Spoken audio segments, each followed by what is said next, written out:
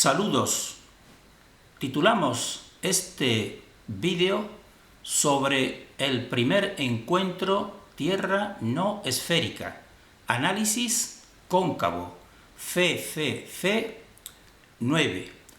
Como su título indica, este vídeo va a realizar un análisis de este primer encuentro. Un encuentro muy importante, tremendamente importante y revelador desde nuestra opinión para los que buscan la verdad. Este encuentro se celebró a finales del año 2016 y nosotros hemos visionado este vídeo que trata de ese encuentro a principios del año 2017 en que estamos. Entonces nosotros vamos a hacer un análisis, pero desde nuestra perspectiva de la teoría Tierra cóncava convexa, que es la que nosotros estamos difundiendo, y compartiendo. Pero tenemos que hacer dos puntualizaciones. La primera puntualización es que este encuentro, sobre todo, sabemos que está propiciado por una mayoría de, de componentes de la Tierra plana. Y la Tierra plana no es nuestra teoría. Pero también sabemos que precisamente el título que le han dado a este primer encuentro no es la Tierra plana, sino es sobre la Tierra no esférica. Y sobre la Tierra no esférica es un concepto más amplio en el que tienen cabida todas las alternativas, entre ellas la nuestra. Entonces, eso nos parece muy acertado. Además, sabemos que este título también fue consensuado, lo cual para nosotros nos da satisfacción comprobar que muchos terraplanistas ya están dejando un tanto, la Tierra plana en segundo lugar y centrándose en lo que todos coincidimos, que es que la Tierra no es esférica. Ese sería el primer punto. Nosotros no somos difundidores de la Tierra plana. Pero este vídeo lo consideramos muy importante y por eso hacemos este análisis desde nuestra visión. Y el segundo punto es que este encuentro y este vídeo pues tiene una larga duración de más de 2 horas. Por eso nosotros vamos a centrarnos solamente en 3 puntos que son 3 aspectos concretos que tienen relación con nuestra teoría cóncava, porque pensamos que le puede dar, una orientación para que posibles, personas terraplanistas o no terraplanistas, pues puedan sentirse motivados a analizar o a investigar la teoría que nosotros estamos compartiendo, que es la Tierra cóncava convexa. Entonces, nosotros simplemente no tenemos la verdad, pero tratamos de acercarnos lo máximo a ella y estamos abiertos y flexibles a cambiar siempre que nos den mejores alternativas. Por tanto, esa es, nuestra principal motivación para hacer este vídeo, ver que estos componentes de la Tierra plana en este encuentro pues hacen una gran labor en pos de la verdad y que nosotros quisiéramos reconducir para que analicen un poco la teoría de la Tierra cóncava convexa. Bien, seguidamente pasamos al vídeo o al PowerPoint que nos presenta este cartel sobre este primer encuentro de la Tierra no esférica. Entonces nosotros, como hemos dicho, vamos a analizar estos tres aspectos concretos. Uno que sería el horizonte ascendente, que lo estamos tratando y ya hemos tratado en otros vídeos, y el plano dimensional. Nosotros, como este vídeo que nosotros recomendamos que se visualice, que es el de este primer encuentro, que se visualice, pero como es de larga duración, si quieren ir a los puntos que nosotros estamos compartiendo, por eso decimos que este primer punto lo pueden encontrar sobre todo a los 35 y 37 minutos, pues se habla de este plano dimensional. Nosotros lo ponemos en relación con la teoría cóncava, También otro punto que vamos a tocar es la presión magnética en contra o en oposición a la gravedad. Este punto lo pueden ver en el vídeo del primer encuentro a las 2 horas y 24 minutos. Y el tercer punto o tema que vamos a tratar brevemente es sobre la gravedad, hablando de algo de Newton y de Tesla. Y lo pueden encontrar en el vídeo del primer encuentro a las 2 horas y 15 minutos. Entonces, en primer lugar, y el primer tema que hemos dicho, que es el tema del horizonte ascendente y el plano infinito. Entonces, en relación con este punto lo destacamos, tenemos que recordar qué significa horizonte ascendente. Y estamos viendo aquí, ya lo hemos tratado en otros vídeos, a la izquierda, un operario que está subiendo en una torre y va elevándose progresivamente en la torre. Pues bien, entonces nosotros comprobamos que este horizonte que se ve esta línea de horizonte, pues al mismo tiempo que él se eleva, la línea se va elevando constantemente con él.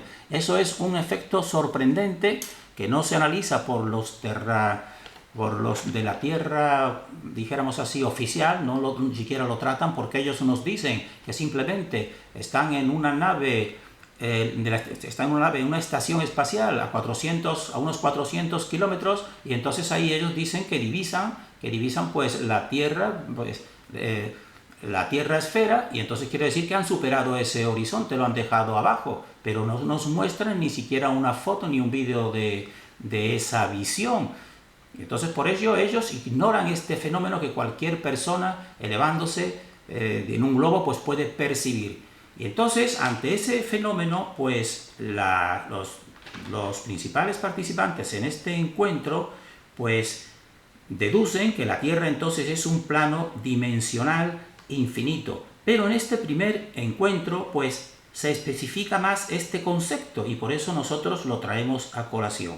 Porque se nos dice, no sería un infinito en extensión, sino un infinito en el sentido de retornar, de dar vueltas alrededor de un punto situado en el plano, que podría ser el centro polar norte. Así, por ejemplo, también nos hablan del símbolo del infinito que tenemos aquí, el símbolo del infinito matemático. Y entonces nos dicen que precisamente este símbolo del infinito matemático, que también está representado por dijéramos, un ouroboros, pues este símbolo pues les hace a ellos, a una parte de ellos, intuir que es una rotación, que no se refiere a un infinito en el sentido de que se llega, por ejemplo, a la Antártida o a los hielos de la Antártida, que sería el anillo exterior, y se sigue uno extendiendo infinitamente el terreno. No, entonces en primer encuentro pues se precisa y se dice y se nos dice que no sería un infinito en extensión, sino un infinito en el sentido de estar, por ejemplo, dando vueltas alrededor de un punto que ellos consideran que es un plano. Pero entonces nosotros, ya eso nos gusta más a nosotros, porque eso realmente pues le da más sentido a lo que ellos decían, un infinito en extensión. Entonces nosotros decimos que el símbolo del infinito matemático pues nos lleva a la curva, nos lleva al universo curvo, porque estamos viendo que precisamente son curvas que se realizan en un plano. Ahora bien, nosotros decimos, en la realidad el plano no existe. El plano es una abstracción en dos dimensiones, en largo y ancho. Es una abstracción de la realidad. Lo que existe en la realidad es el volumen, y eso nos parece evidente a todas luces. Por tanto, el horizonte ascendente no se explica mediante un plano infinito, sino que se explica mediante un volumen donde se retorna, donde se curva, y ese retorno-movimiento sí puede considerarse infinito. El infinito matemático simbolizaría entonces un toroide, pero en sentido horizontal, porque este infinito que estamos viendo es en sentido de derecha a izquierda, horizontal, no es vertical. Entonces para nosotros, pues aquí lo dice muy bien y muy malévolamente que es un infinito del infinito encierro en esta dimensión. Es lo que significa, pero lo que nosotros queremos aquí significar es que Este concepto de no extensión infinita y la necesidad de una estructura de volumen y curva, pues con ese concepto los terraplanistas se acercan a la estructura del toroide y por tanto se acercan a la estructura de la Tierra cóncava convexa. Por eso nosotros cuando vimos esta explicación de este infinito, vimos esta nueva apreciación de los que dijéramos eran considerados terraplanistas, pues nos alegró porque simplemente esto ya tiene más lógica que ese infinito que en un principio propiciaba. Entonces, eso con respecto al primer punto. Con respecto al segundo punto es el punto de la presión magnética. La presión magnética que iría a sustituir a la gravedad. Entonces, esto también nos alegró bastante porque nosotros habíamos escuchado más, dijéramos así, más atención a sustituir la gravedad mediante el sistema de densidades que mediante la presión magnética. Y aquí, en este encuentro, pues se hace hincapié en el campo magnético y en la presión magnética o la presión electromagnética. De tal manera que nos dicen que las cosas se autoorientan por la presión magnética. Y esto es coincidencia casi total con la teoría de la Tierra cóncava convexa, porque la presión magnética es ni más ni menos que, desde nuestra consideración, la presión magnética no es ni más ni menos que el empuje del éter.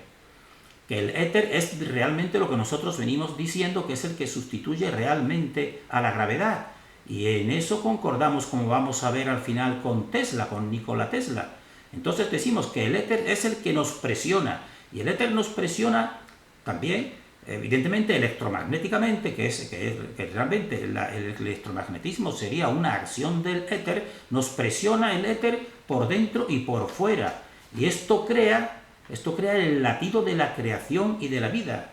Entonces, no es solo que el éter y el magnetismo, como aquí se nos dice, la presión magnética, sustituya a la gravedad, sino además de que la sustituye, es que da una razón más concreta y más coherente y más real del movimiento creativo. Por ejemplo, la semilla se va proyectando y creciendo desde su interior, es decir, la presión y el empuje viene desde su interior, y entonces esto tiene relación directa con el éter y con la sustitución de la falsa gravedad. Y entonces el éter te da también esa explicación del crecimiento de toda la naturaleza, aparte de la sustitución de la gravedad, y también que consiste en que él es el sostén de la creación.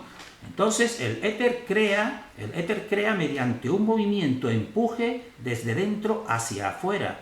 Entonces nosotros en vídeos anteriores hemos puesto un ejemplo de esto con un simple globo que inflamos. Entonces la presión del aire en su interior pues crea la estructura interna y externa del globo. Pues muy bien, esa sería, dijéramos así, una manera de visualizar este éter que es invisible en sí mismo, pero que por sus efectos lo conocemos. Entonces decimos también que este éter pues mantiene y sostiene a la creación mediante un equilibrio que ha creado dos polaridades. Crea lo convexo y crea lo cóncavo. Esos son dos polaridades. Si queremos, démosle otros nombres. Y entonces, mediante esas dos polaridades, se establece en medio de ellas un equilibrio. Y entonces eso es la creación, dijéramos, la creación que tiene un movimiento también, pero que tiene una estabilidad.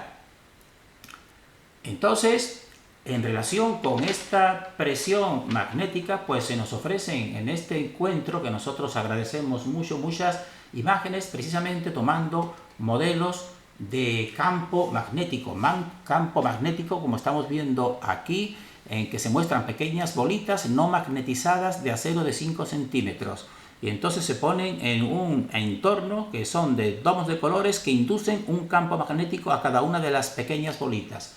Y entonces vemos que al introducir una de esas bolitas en ese campo electromagnético, pues queda centrada, dijéramos, en sí misma, sostenida en sí misma. Y si añadimos una bolita más, pues vemos que por una parte se acerca, pero no llega a juntarse con ella, sino que también aquí existe un doble movimiento de atracción y de repulsión. Y entonces esto es totalmente mucho más explicativo y mucho más coherente que la gravedad.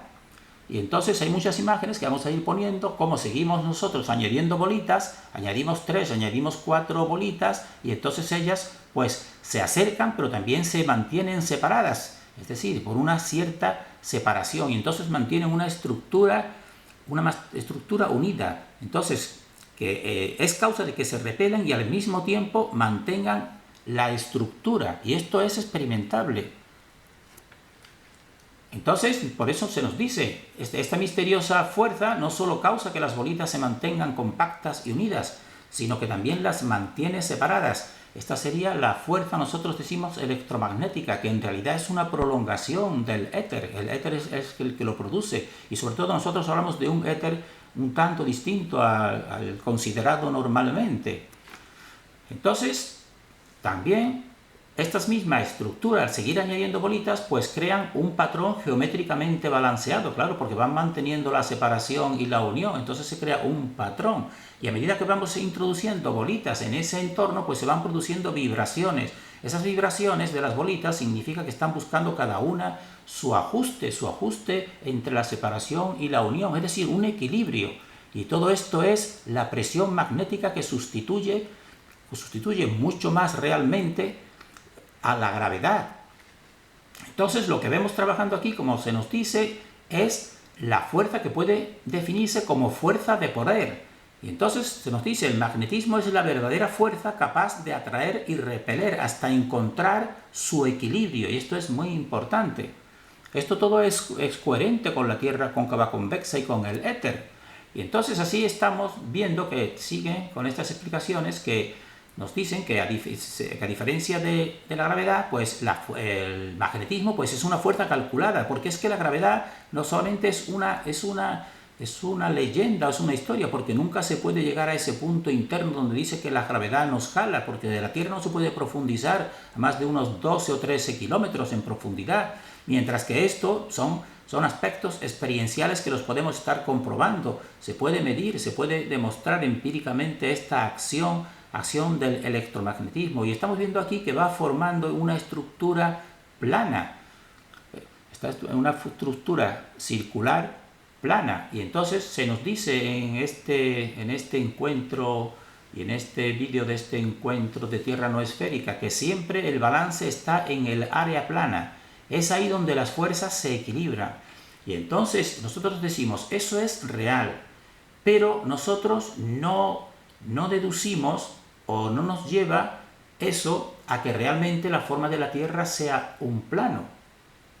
Normalmente esto está sacado sobre todo por terraplanistas que evidentemente pues quieren así de esta manera pues darle una explicación a que la Tierra es plana, pero en eso nosotros no concordamos, en ese aspecto nosotros no concordamos, porque nosotros en ese aspecto lo que decimos que ese plano en realidad es un plano virtual. Entonces, el balance en un campo magnético crea un área plana de equilibrio, como estamos viendo también en este toroide, un área plana. Pero ese área plana no debe ser interpretada como la forma de la Tierra, pues esa es una forma virtual, no real.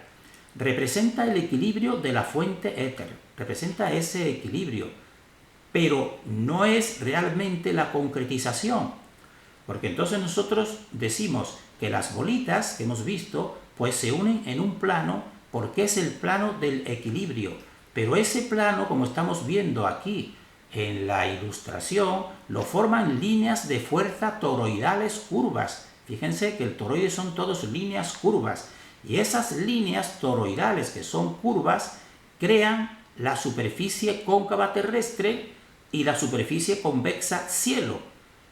Entonces, el plano es virtual, no es real, pero lo real sería la concretización de estas líneas curvas que estamos viendo del toroide, que nosotros decimos en nuestra teoría se concreta en una curva de un esferoide cóncavo, que sería el suelo que pisamos, y de otro esferoide convexo, que sería el cielo donde vemos el Sol y la Luna y los demás astros.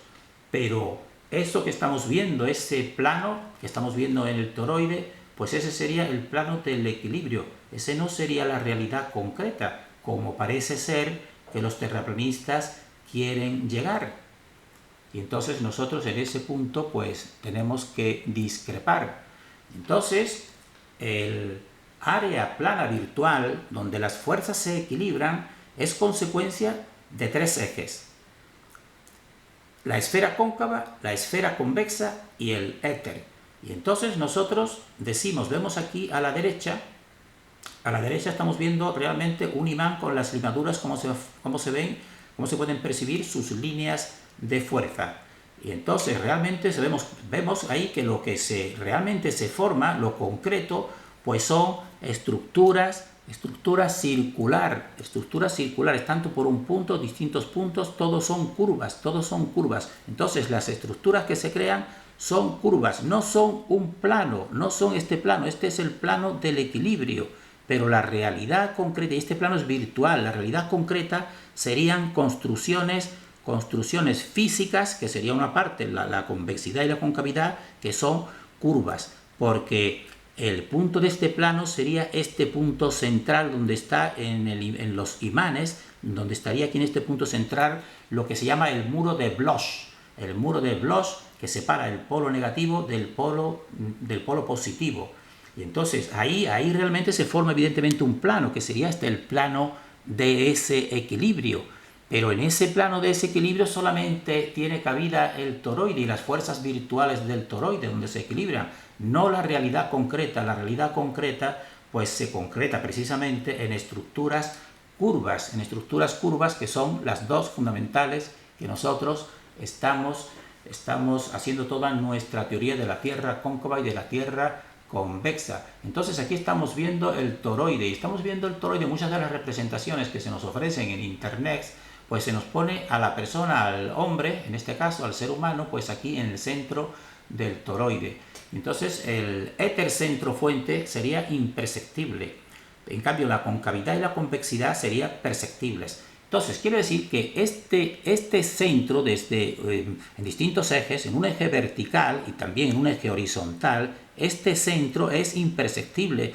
Esto es donde está emitiendo, dijéramos, el éter. Aquí no puede haber nada, el ser humano no tiene que estar aquí, este cartel está equivocado, el ser humano tendría que estar entonces aquí en esta parte sería la parte cóncava, y esta otra esfera pues podría ser la esfera convexa, donde está el Sol, Luna, astros. Y entonces esta sería la esfera convexa y esta sería la esfera cóncava. Y entonces al ser humano aquí no le corresponde estar, aquí no existe nada, solamente está el éter. El ser humano tendría que estar aquí, en esta parte de la superficie terrestre cóncava.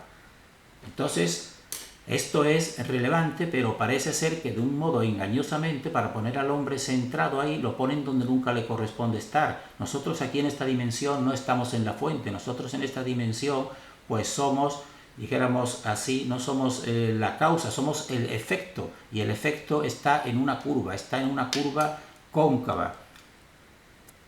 Entonces seguimos viendo el toroide, que decimos que el toroide es la estructura estructuradora y es curva, y mediante la curva el éter manifiesta y crea la concavidad y la convexidad. Por eso nosotros decimos que todo lo que existe es un cosmos cóncavo-convexo, que es exactamente lo mismo que la Tierra cóncava-convexa. Por eso decimos, no puede haber más astros ni más tierras cóncava-convexas. No, así no funciona, es solamente todo una unidad de cosmos cóncavo-convexo. Y entonces, por eso nosotros decimos que tiene que ser curvo, como estamos viendo aquí el toroide. Aquí está el toroide totalmente en su esencia, dijéramos, y aquí todos son curvas. Aquí no existe ninguna recta. Las rectas son después virtuales cuando comienza la creación y empiezan a crearse esferas sucesivas. Entonces, entre ellas puedes tú establecer de un modo virtual las líneas de equilibrio, y esas líneas de equilibrio sí tú puedes formar un plano virtual como el que hemos visto anteriormente, pero son virtuales porque todo lo que se manifiesta precisamente en la naturaleza y es curvo. Además, es de una manera lógica y metafísica necesariamente que sea curvo, porque la curva significa un poder regresar curvándose hacia el origen. Y eso es metafísicamente mucho más correcto. Entonces seguimos aquí viendo pues el toroide, que es una estructura triple, como nosotros estamos viendo. Aquí a la derecha está pues un esquema de nuestra Tierra cóncava convexa, y aquí a la izquierda pues está lo que como suelen representarla en muchas imágenes de internet. Entonces ponen a la Tierra aquí en el centro, pero nosotros decimos, no, aquí en el centro no puede haber nada, aquí en el centro tiene que ser al revés. Esta superficie que han puesto en el centro tiene que estar aquí, en esta otra parte, en la concavidad, y esta parte de aquí pues sería el cielo, que sería la convexidad, y aquí en el centro no puede haber nada, porque aquí es donde está emitiendo la fuente, aquí es donde está el nacimiento del éter, y aquí es donde está el nacimiento del electromagnetismo, que son similares, son una misma cosa en realidad. Entonces nuestro modelo pues aquí estamos viendo los tres ejes, como estamos diciendo. Este sería el eje central que hemos representado aquí, que este sería el rector, de donde viene la fuente y donde viene el éter. Se proyecta, con estas líneas se proyecta hacia el exterior. Por eso decimos el éter push, es decir, empuja. Y la gravedad, en cambio, nos decían que no es que empujaba, sino que atraía hacia sí mismo, que eso significa jalar, porque jalar significa, no es lo mismo que empujar. Entonces nosotros decimos el éter empuja, y entonces empuja a través de toda la creación de todas las esferas. Por ejemplo, esta sería una esfera, solamente hemos puesto dos esferas. Esta sería la esfera convexa del cielo, y esta sería la esfera cóncava. Nosotros estaríamos aquí en la esfera cóncava, aquí apoyados en este suelo, y mirando hacia arriba en la vertical pues veremos el cielo, que es esta otra esfera, y entonces el creador es este éter push de todas las esferas, y eso para nosotros es una teoría más coherente, más concreta, no solamente material, sino sobre todo, ya lo hemos dicho desde un principio, también considerando la naturaleza espiritual, que tiene que ser imperceptible. Entonces, finalmente, el tercer punto pues es hacer unas anotaciones sobre la gravedad en contraposición al éter, y cómo Newton y cómo Tesla pues tratan, que se nos dice en este encuentro, pues se nos da buena información que nosotros desconocíamos, se nos da buena información sobre Newton, hablando en sus textos reales, que realiza un estudio en la Universidad de Cambridge. Realiza un estudio, que aquí está puesto su nombre, el proyecto Newton, de Newton Project, en que entonces empieza a analizar realmente sus textos, los textos del Newton real, y no el que nos han ido después formando. Y entonces en esos textos pues entonces se comprueba que el propio Newton pues no quería que se le atribuyese la teoría de la gravedad, porque la consideraba un disparate. Y esto es muy revelador y muy sorprendente. Pero entonces resulta que después de su muerte, después de la muerte de Newton, pues estos escritos suyos reales, que gracias a la universidad, al estudio de la Universidad de Cambridge, pues los podemos tener, los podemos leer, pues comprobamos como después de la muerte de personajes relevantes, pues un sistema de oscuridad, por no emplear otra palabra, pues va tergiversando y va cambiando y va atribuyendo lo que en realidad pues los propios autores pues no se atribuían, como es el caso de Newton. Entonces nosotros nos ha sorprendido mucho, no esperábamos que el propio Newton dijera que no se le atribuyese a él la gravedad, porque la consideraba también incoherente y falsa.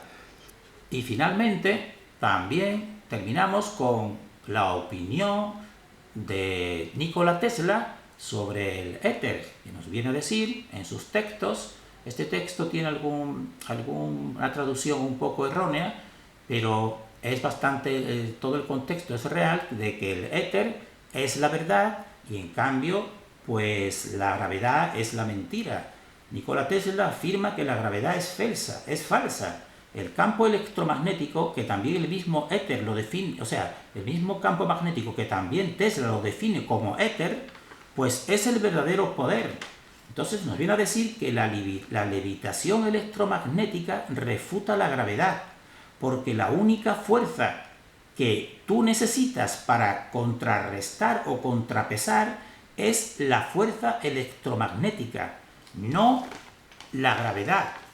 Entonces, esto es muy claro y es muy coherente con toda nuestra teoría. Y ni Newton y tampoco Tesla pues hablaron y se refirieron a ningún tipo de estructura de la Tierra cóncava ni plana, dijéramos, pero estos puntos van al corazón precisamente de la teoría de la Tierra oficial y de las posibles alternativas, porque están tratando de la gravedad o el éter, y eso es realmente el corazón y el sostén, tanto de la teoría oficial heliocéntrica, que nosotros consideramos falsa, como de las alternativas, y sobre todo de la nuestra alternativa de la Tierra cóncava convexa.